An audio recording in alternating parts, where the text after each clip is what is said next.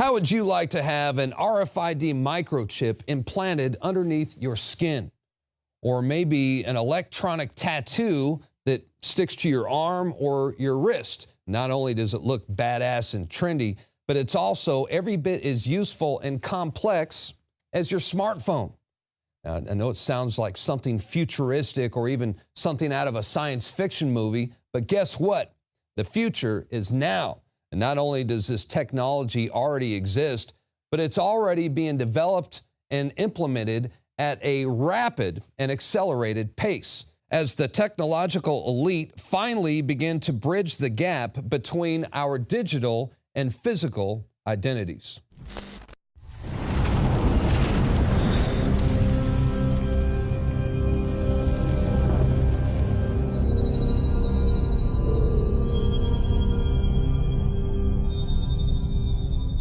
And he provides that no one will be able to buy or to sell except the one that has the mark, either the name of the beast or the number of his name. Here is wisdom. Let him who has understanding calculate the number of the beast, for the number is that of a man, and his number is 666. So how close are we to actually having microchips implanted under our skin? Well, according to the NBC Nightly News with Brian Williams, we might be a lot closer than you think. More now of our special coverage here tonight, life in the U.S. in 10 years' time. The year is 2017. You're rushed to a hospital unconscious with no ID or medical history, but thanks to a microchip under your skin, it's all there. Science fiction 20 years ago, but a biometric reality today. In medical news tonight, a chip the size of a grain of rice could save your life. I've just been chipped myself. It's not a painless process, but it doesn't last too long, not too difficult. Minor surgical procedure. New microchip technology now makes it possible for the emergency room staff to find out about your medical history at the touch of a computer key. At some point, we're all going to have RFIDs. It might be even in our fingers, where they require it with everything on it. Instead of carrying credit cards or money, we will probably be implanted with chips. And now RFID microchips like this are being injected into humans. I'm sorry, sir, did you just say you would get one implanted in your arm? Absolutely, without a doubt. Our driver's license will be on the RFID chip. Our credit card number, all our information will be on this one chip. The chip is encased in unbreakable glass and is about the size of a grain of rice. The procedure is done with anesthesia and is relatively pain-free. It felt pretty scary, but at the same time it felt very modern, very 2015. The government has just approved the use of a computer chip that would be implanted under your skin. When complete, everyone will have a unique 12-digit identity number. If hospitals purchase this detection equipment, the system will most likely start to include more and more people in those communities who will want the chips. Wow. Interesting stuff. Everybody could have one of those one day. Does Google now know everything I do and everywhere I go? Because, let's face it, we like you guys, but you're from Google. It may be true that 10 to 20-year-olds don't want to wear a watch on their wrist, but you can be sure that they'll be far more interested in wearing an electronic tattoo, if only to piss off their parents. Forget mobile phones. Your children and grandchildren may well want an implant instead. You know, when we check out at the grocery store, we'll be swiping our own arm over the scanner. And that will be something we feel we can't live without. It would be such a disadvantage to not have the implant that it essentially becomes not optional. Let's imagine a little bit what the future might look like if I could take your stem cells and put them on a chip, or your stem cells and put them on a chip. It would be a personalized chip just for you. Turns over, but it doesn't stop. But the RFID reader antenna is here. So when I authenticate, the bike powers up.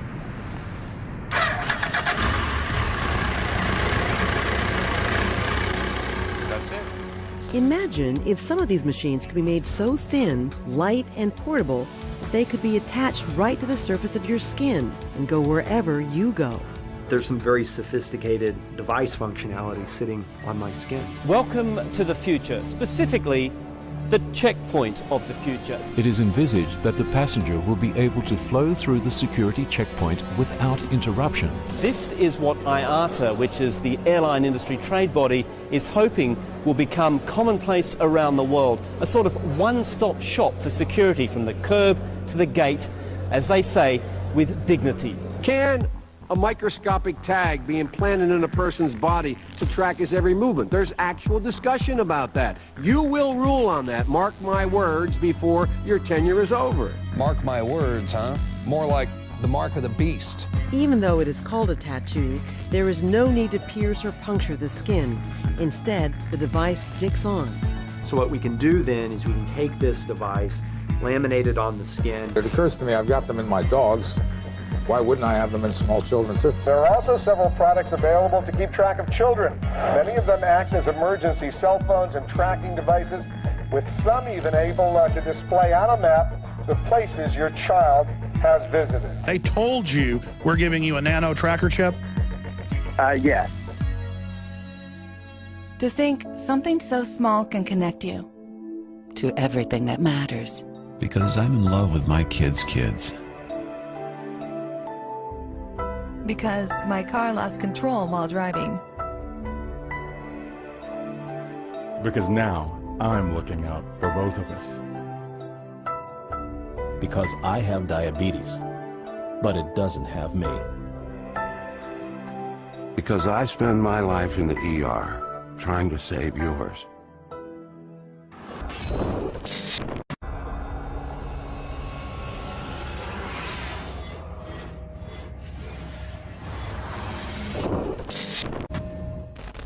And we are now joined by Brandon Gallups from the Freedom Friday radio show. And Brandon, you are a Christian and a biblical scholar.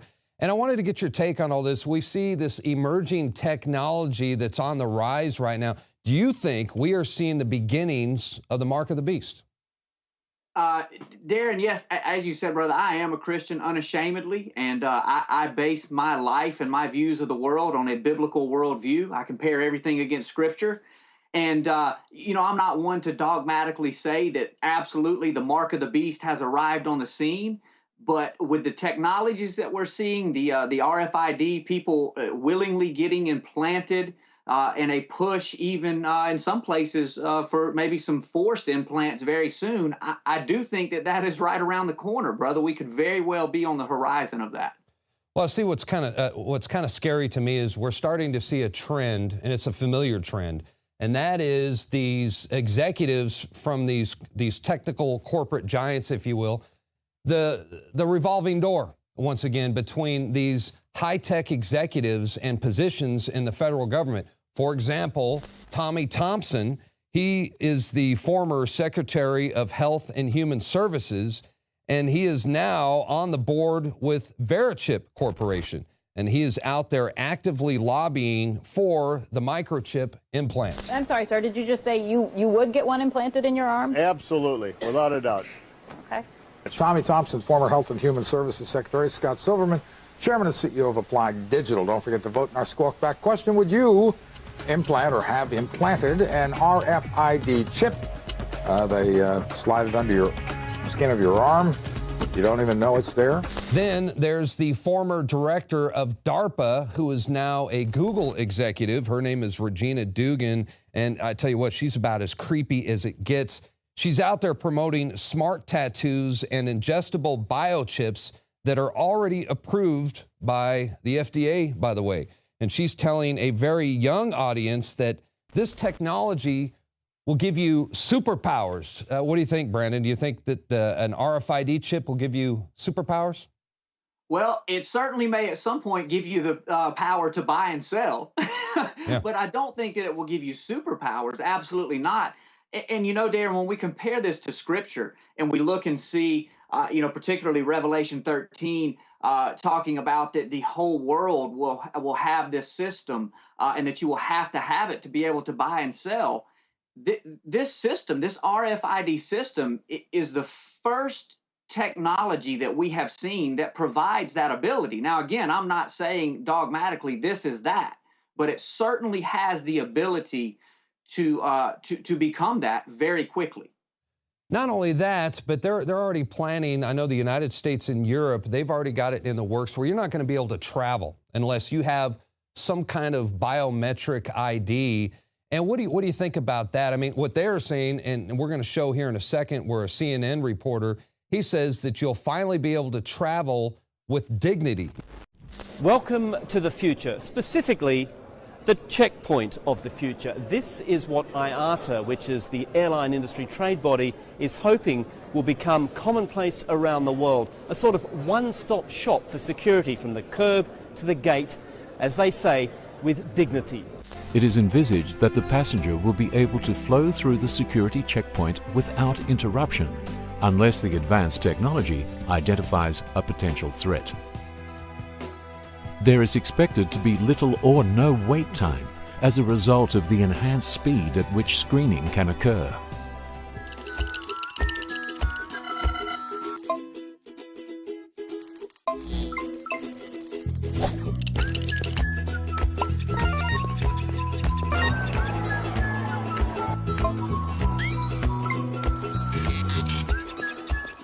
So there you have it, basically a system which, if IATA has it right, will mean that passengers go from the curb to the gate in their language with dignity, without having to stop, without having to unpack, without having to strip, without having to be worried about being groped. Now, do you think it's going to be dignified to have an implantable RFID chip? No, absolutely not. It certainly won't be dignified, and I won't be traveling. But think about this also, Darren, when we go back to Scripture and it talks about it by their right hand or on their foreheads. You know, obviously John, who saw this vision, lived over 2,000 years ago, and he was using the best language he had to describe what he was being shown. Sure. So, listen, the forehead, the biometric ID, that could be as simple as a retina scan. And we're already seeing these technologies being mandated in, of all places, Israel, which I think is very interesting. Well, and they're also, you know, they're subjecting children to this. I've got an article right here from the Associated Press, right, where it's talking about tracking school children through the Head Start program. They even have kids as young as preschool where they stitch RFID tracking devices in their jerseys, which are required. These kids are required to wear these so they could track their every move. Meanwhile, in the UK, RFID chips are used to track children everywhere they go all day long. So picture this. You have Tommy, young Tommy, he's about 11 years old. When he gets out of school, he gets on the bus, they have him wearing an electronic bracelet, right? It kicks off a sensor that's on the bus, notifies his parents through their cell phone. They get a cell phone message, Tommy is safely on the bus. When he gets off the bus, it notifies him that he's gotten off the bus. And then even when he enters the house, they are notified. So I think it's going to end up, if these kids are raised like this, it's going to be an easy transition for them when they're finally told, listen, the bracelet comes off, now you get the RFID chip implant. What are your thoughts on that? I think you are 100% correct, Darren, because just think about this. Everything that we see that we now realize is evil, going back, you know, the Patriot Act, all of the NSA spying and everything. Listen, that was sold to us as we need this for safety. And of course, why not appeal to our emotions about the most precious thing on earth to us, our children? Listen, we can put this in your children and you never have to worry about your child going missing or being abducted. We will always know where they are. We can always find them.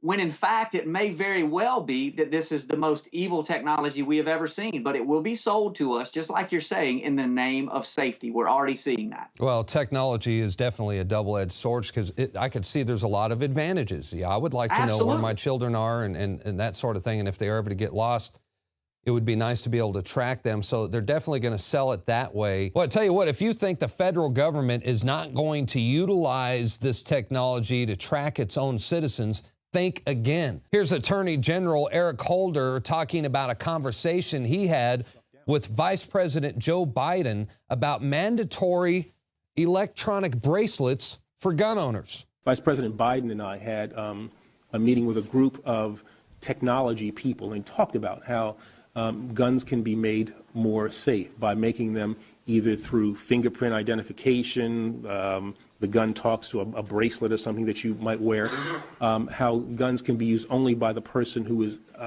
lawfully in possession of the weapon.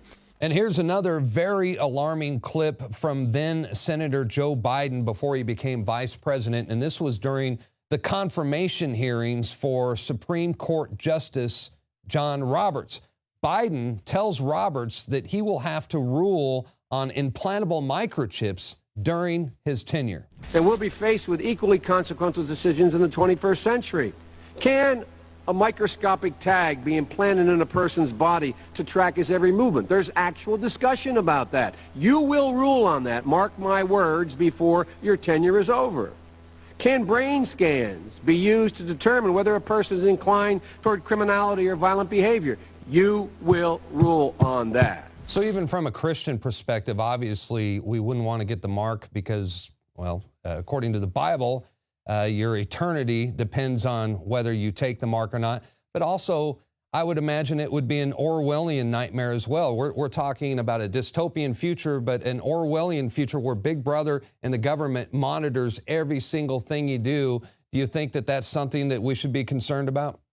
No, I definitely do, because you have to think, I mean, just common sense would tell us that when this time comes, when we see something mandated where they are trying to mark every person in the whole world, whether that be for tracking or for buying or selling or whatever it is, it's not just going to be Christians, people like myself who are familiar with the word, that say, wait a minute, we know what this is. There's going to be people out there who just common sense, who may give no regard to the Bible at all, that say, this is crazy. There's no way I'm going to participate in this. So yeah, absolutely. I think that we'll see both. And you know, the scripture is very clear that Christians are going to be submitted to this at some point. We are going to have to make this decision.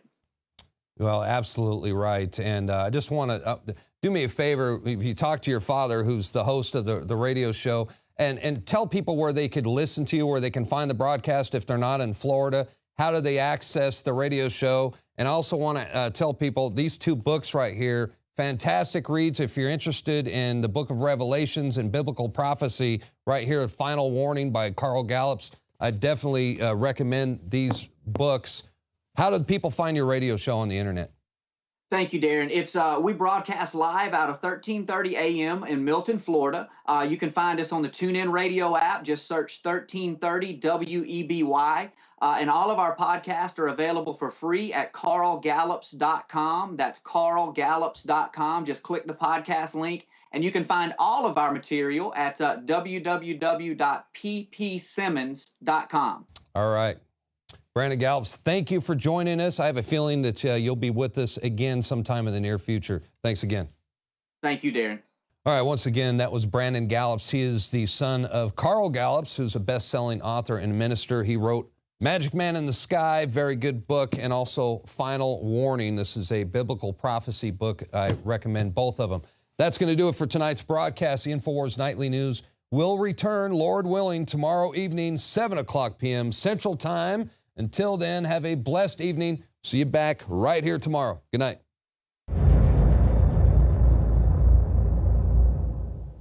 From the water table to our soils to the atmosphere itself, our world is becoming more and more toxic each and every day. But it's not just the air outside that's toxic. Indoor air has been shown to have 2 to 5 times higher concentrations of pollutants than even outdoor air. And most Americans spend 90% of their time inside using toxic chemicals within their homes. There are more than 42 million smokers in the United States. Well over 1,000 types of mold and mildew linked to numerous conditions. And don't forget the fact that 6 million Americans live with pets they're allergic to as well. When I began to research these statistics, it was clear to me it was time to start cleansing my lungs in order to combat the toxic environment that we cannot escape but that we can fight back against. Made with organic and wild cultivated herbs and manufactured in the USA, the new InfoWars Life Lung Cleanse is here in a convenient spray bottle that can be brought with you throughout any toxic environment. Now available exclusively at InfoWarsLife.com or by calling toll-free 888-253-3139.